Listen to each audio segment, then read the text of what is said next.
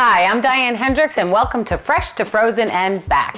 This show is going to make your life easier. In each episode, I'll teach you how to prepare delicious and better for you meals, how to freeze them properly, and then bring them back to the table at a later date. This particular episode is about gluten-free. And many Americans just choose to go gluten-free, but it can be confusing, so I'm going to clear up some things for you.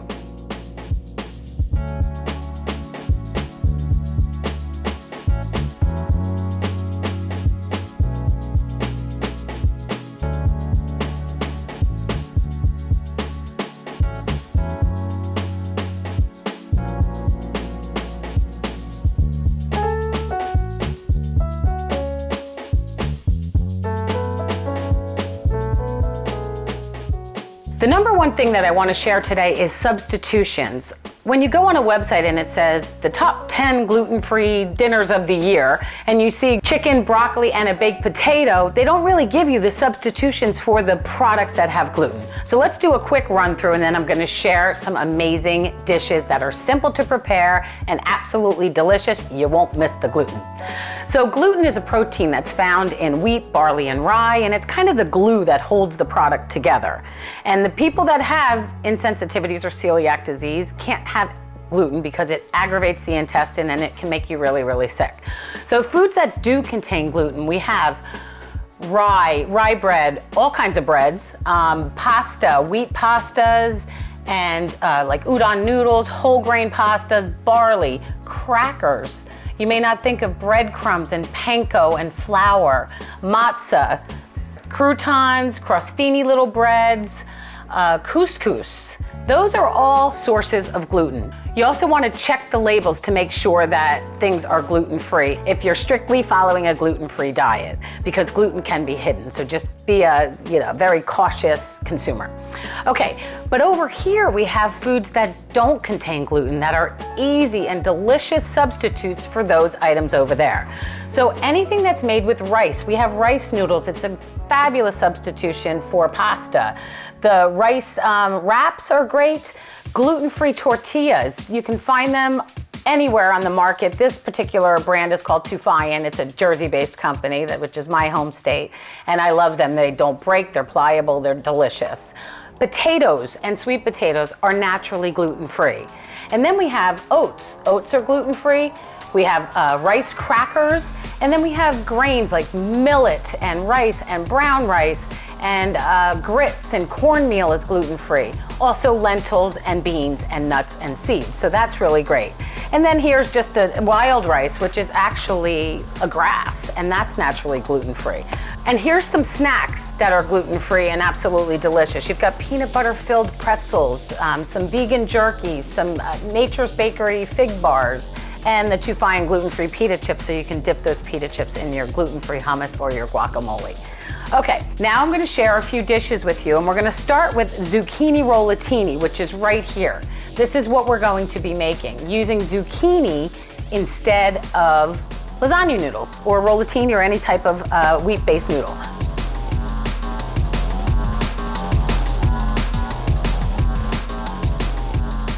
So we're just gonna boil up some water, and while that water is boiling, I'm gonna make the filling, which is so easy. Okay, so the first thing we have is an egg. Eggs are naturally gluten-free and loaded with nutrition. And we're gonna beat that up a little bit. And this is gonna help bind the ricotta cheese that's inside. We're gonna add some ricotta cheese. The beauty of this is we're gonna use all of it. If you don't use all of it in the filling, it freezes great. So we're gonna mix that in with the egg. Then we're just gonna add a little bit of flavorings. So we've got grated Parmigiano Reggiano, a little bit of basil. You can use dried or fresh. A little oregano, a pinch of cinnamon. My Nana always put a pinch of cinnamon in her ricotta mixture. And then we're just gonna whip that all up. It's got a lot of nice flavor. And because of the cheese, I'm not even gonna add salt right now. Okay, so now that is well, you know what, I'm gonna add a little parsley to the inside, but we're gonna top it off with some as well. And that right there, it's almost like the filling that I use for lasagna, but we're just gonna roll it up, and you'll see how easy it is, and it's beautiful as well. So this water's boiling. It's not a rapid boil, but all I'm doing is I'm taking the zucchini, which I sliced on a slicer. You could also use a mandolin or you can use a knife. Just try to get even slices. So once the water boils, then you just drop it in. And what I want to do is I just want it to get slightly soft so that when we roll it up, it doesn't break. So let's just wait for this to boil up a little bit and soften up this zucchini.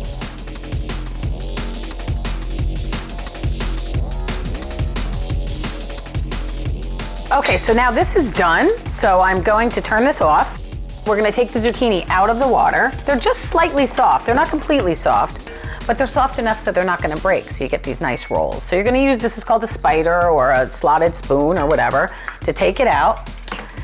And then I like to lay them on a paper towel just to get a little bit more of the water out. Zucchini has a lot of water. My hands are like asbestos, so I can just pick them up, but you might want to use a fork or a tong. Okay, so we're gonna just lay these on here. Okay, so now we have the zucchini down here, and what we're gonna do is we're just gonna add the filling. So let me get rid of this fork, and we'll use a spoon. So you're just gonna take a very little bit, and just put it on the end right here. And then just do that across all of them. You can start on the small end, but they're pretty much even in shape. This is so good. The good thing about this is you only have a little bit of the filling in each one, so you can have a whole bunch of these. I like volume. Okay, so then you're just gonna take it and gently, you're not gonna squeeze it, you're just gonna gently roll it up like this. Now, when I used to make them, I used to lay them in the baking dish like this. But I was playing around one day and I decided to put them in like this. And I just think you can do it either way. If you lay them like this, you don't really see the inside filling. So I just think it looks prettier like that. So you just the key is to be very light with your fingers. So you don't want to squeeze the inside out. So you're just gonna roll it, be very light, and then set it down. And then what you're gonna do is you're gonna nestle them all in together.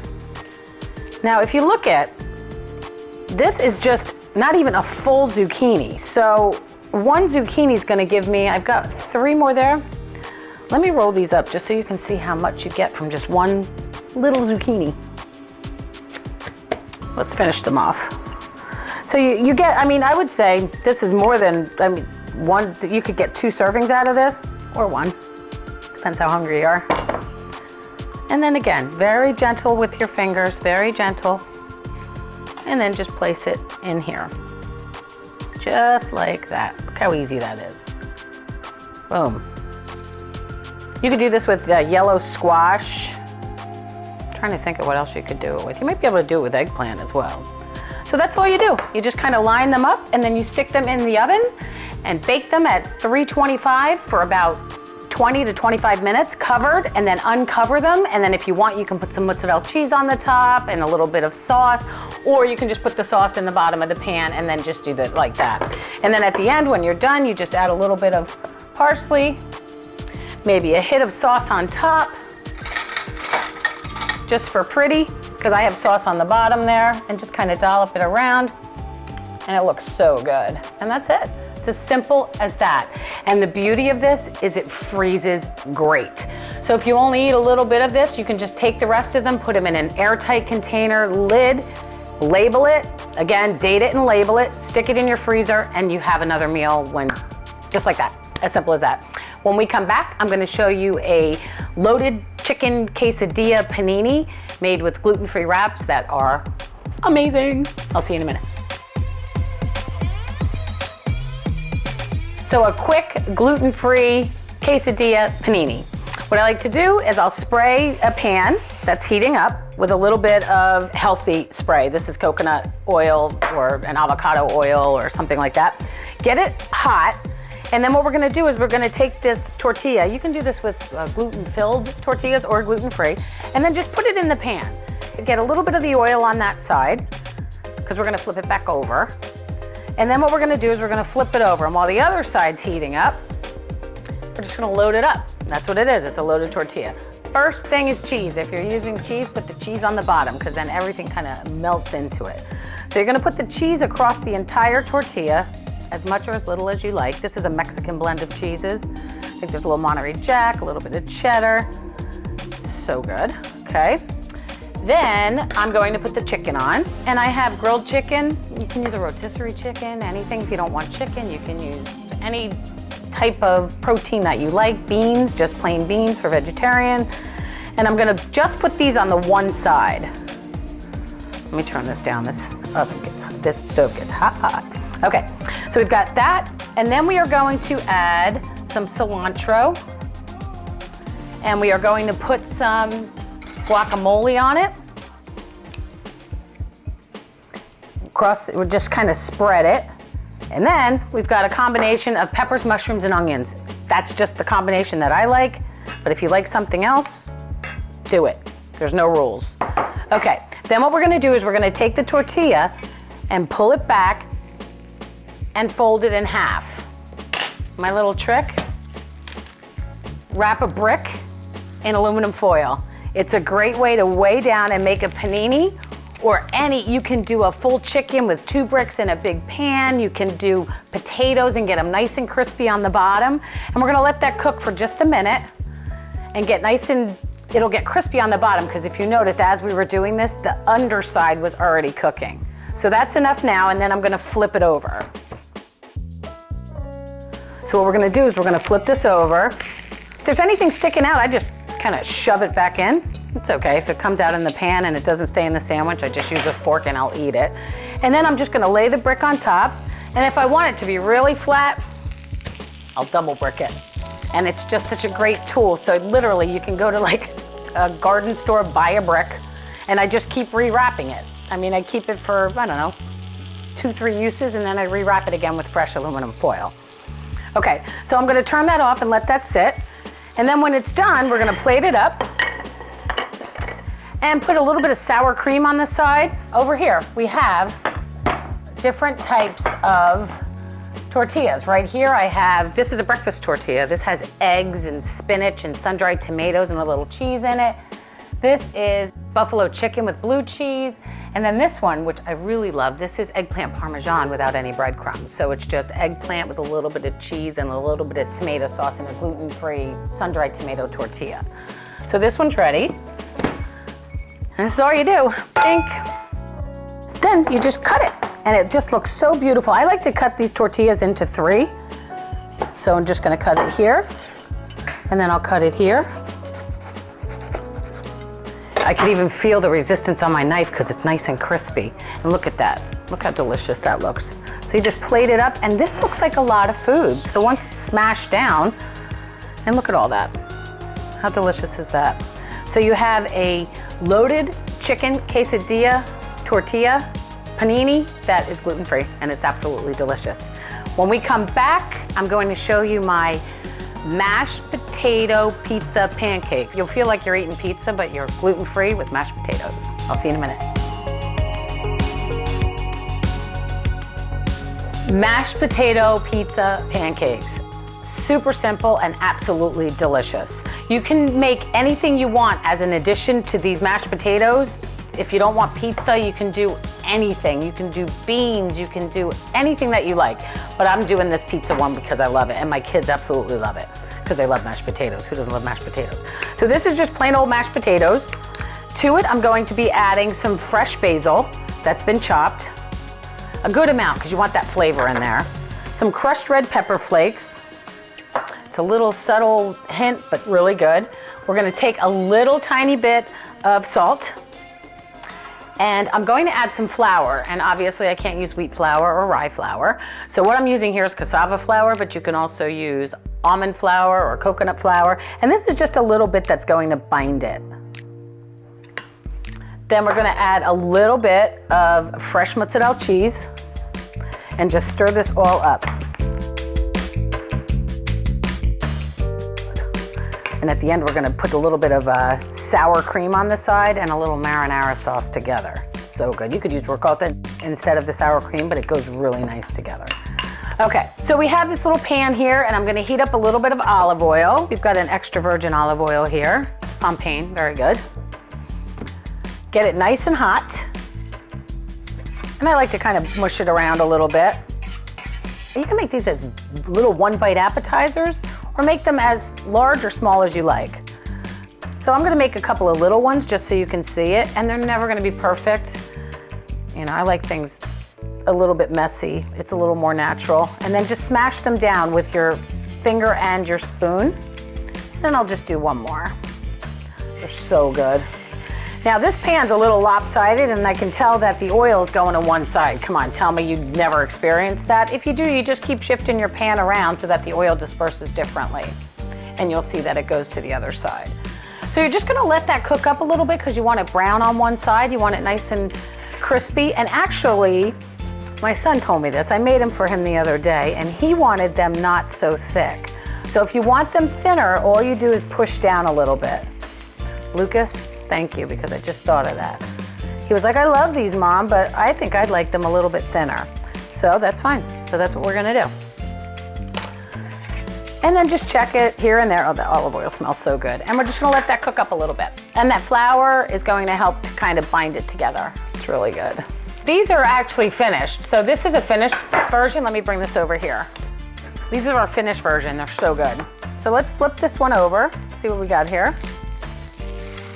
See, it's a little bit brown. You can make it as brown as you'd like, but they stay together very, very nicely, and they're so good. And this guy's got a little, there. So we're gonna let that cook up, and then once it's done, you just plate it. It's as simple as that. So here's the finished version. They freeze great. You take them individually on a baking sheet, put the entire baking sheet in the freezer until they get rock solid. Once they're rock solid, you just take them out and just throw them in a Ziploc bag, a freezer-safe Ziploc bag, label it, date it, and you can pull them up 1, 2 at a time, and they're absolutely fabulous. So once they're done, you just plate it, and then what we're gonna take is a little bit of sauce across the top if you'd like, just a little bit.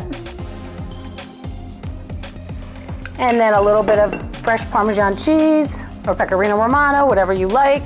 And then a little bit more fresh basil, or you can use parsley or whatever you like. These are so good. I'm actually gonna have to have one. All right, so let me take these off. And you can see how nice they look.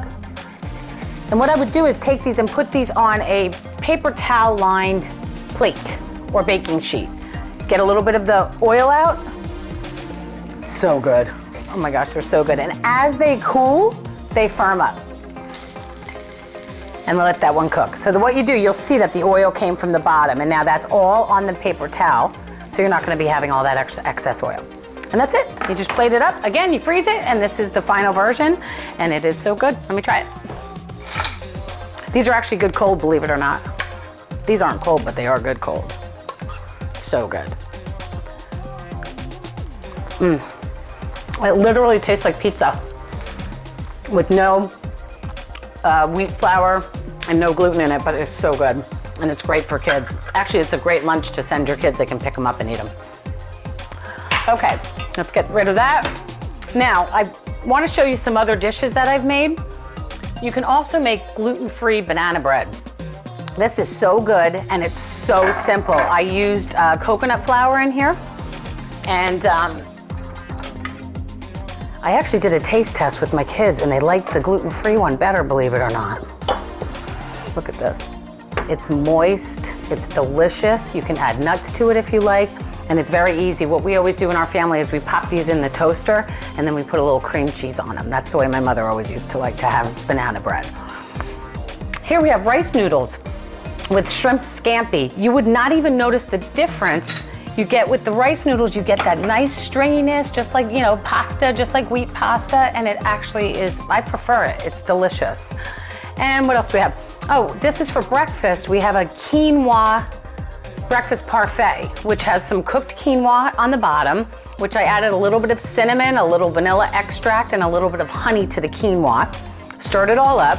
And then I have some plain Greek yogurt that, again, I put a little vanilla extract and a tiny bit of honey in, and then just some fresh berries on top, and it's an easy grab and go, gluten-free takeaway breakfast. Tune in next time to Fresh to Frozen and Back. I'm Diane Henderiks. If you like this episode, please share it with your friends and your family and the people that you love, and I'll see you next time.